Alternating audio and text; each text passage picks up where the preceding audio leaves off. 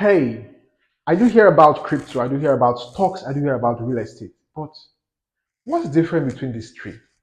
Which one should I do? Why should I do it? Why should I go into any one of them? Don't worry, I've got you. All right, my name is George, and in this video, I'm going to be sharing with you these three key differences between crypto, stocks, and real estate. Okay, now first things first, these three things are here to stay. These three things are vital. These three things are important for in your financial journey. But you must understand your financial level and position before getting into them. Yeah, you heard me right. You must understand your financial journey, your financial level before you get into them. Why is that so? There is a um, particular amount of money you should have. And this is one of the things I do recommend to people. Whenever people come to me, oh, Mr. George, I got so much value from your videos. I want to get into crypto. I ask them all these questions. Oh, I want to buy into real estate. I ask them all these questions. I want to buy into stocks. I ask them all these questions. It's very important. If you have inconsistent, inconsistent income, all right, we then have the consistent income. Okay. They will then have the consistent and ready to spare income. So now, if you have an inconsistent income that comes in here, you stop, it comes in little, that's inconsistent income. The best I would tell you to go for is go for stocks. All right, you go for stocks. Now, why am I saying so? The reason for this is because of the risk. The risk associated, there is this popular thing that you do tell people. If you want to become financially free, the time frame it takes to become financially free is directly proportional to the level of risk, okay, that you took. Now, this is risk, this is return. The greater the risk, or let's say the greater the return of investment for what you or anything you put your money into, the greater the risk. The lesser the return, the lesser the risk. Then if the return is moderate, the risk is also moderate. Now, in real estate, it is low risk. I didn't say there's no risk. I mean low because there's risks. Anytime you are doing any kind of investment, there is risks involved. There are high risks in real estate, but why I say low risk is because of the average.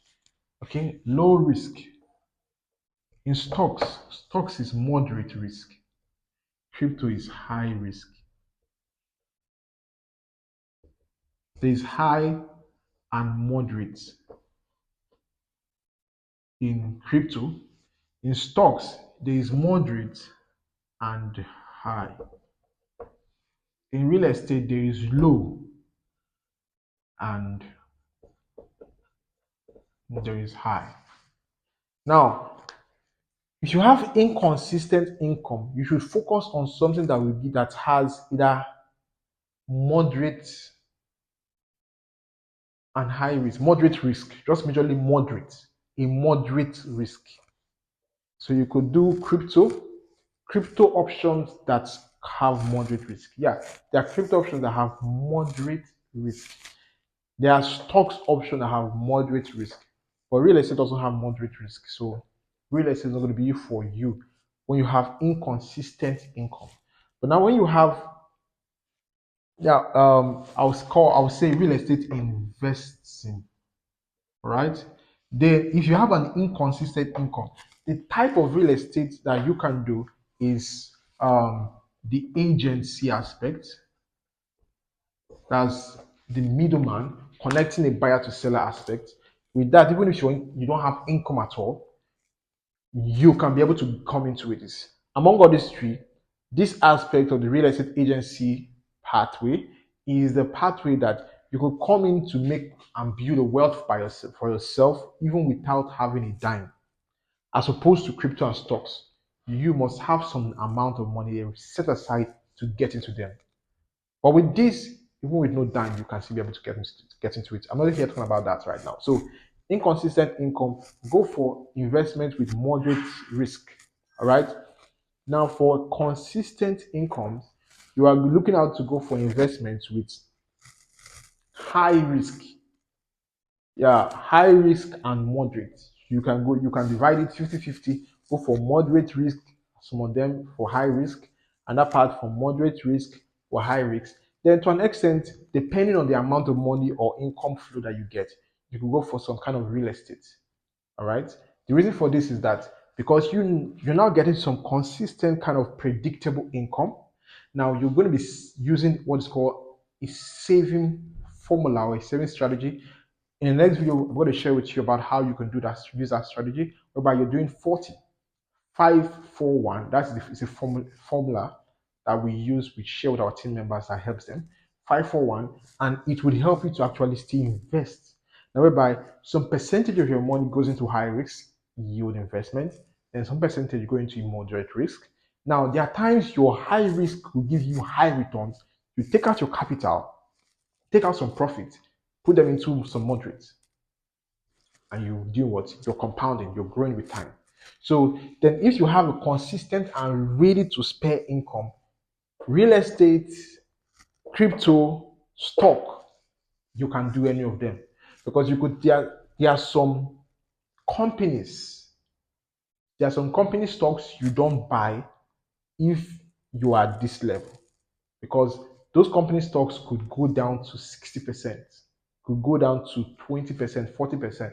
And if you have an inconsistent income, you are trying to avoid things that will warrant or cause you to be losing money very fast. So that's why you avoid high risk.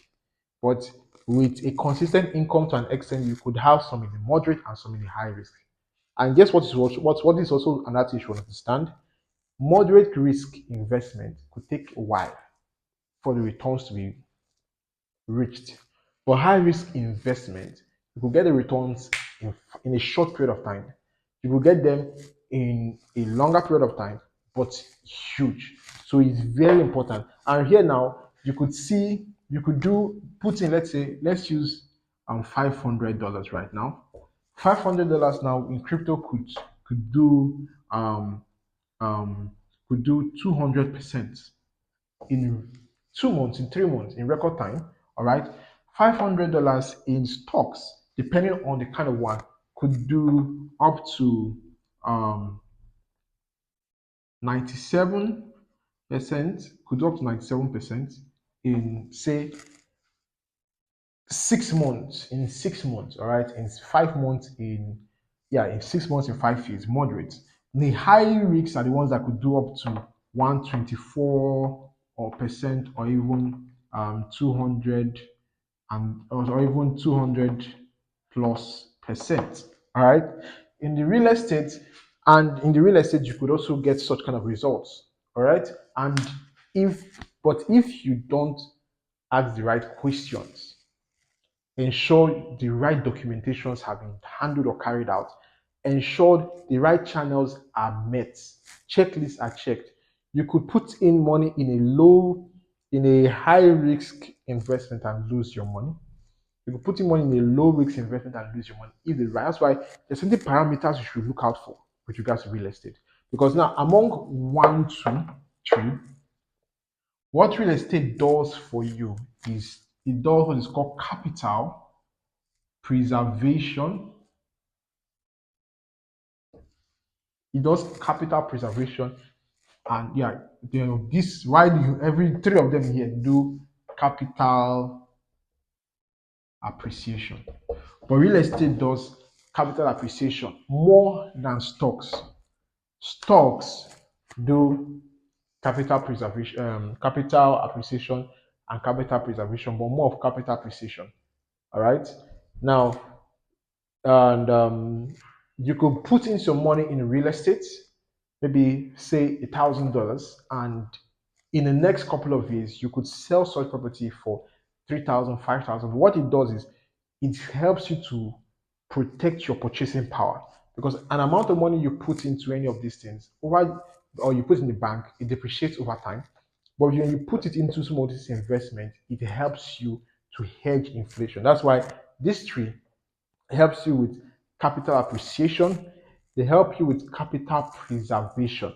But the one that helps you more in capital preservation is real estate, because a company could go off, could just go out of the radar. They could go file for bankruptcy and they're gone, your money is gone. The project could get delisted, your money is gone. The project could just capsize, your money is gone. You could rock pull, your money is gone.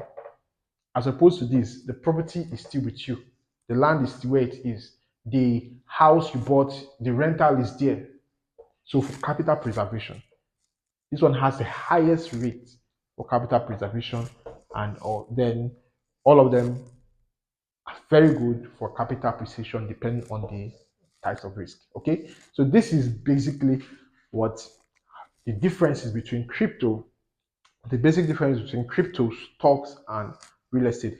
By the way, you could also join our community called the Apex Club, okay, where we share with you different things and updates about this tree that would also help you. And also some kind of cryptos you can buy, stocks you can buy, and also real estate assets you can also get your hands in. All right, peace. I hope you got value from this.